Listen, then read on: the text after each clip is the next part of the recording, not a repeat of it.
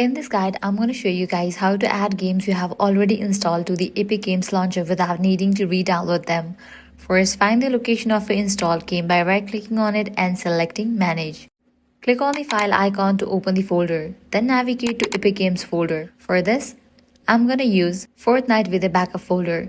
When you open the Epic Games Launcher, it may not recognize Fortnite as installed, so click Install and make sure the installation path is set to the location of a backup folder. Once you click Install, the launcher will start the installation process. After a moment, you can pause the installation. Now go back to Epic Games folder and rename the Fortnite or any of the game that you have chosen folder to something else.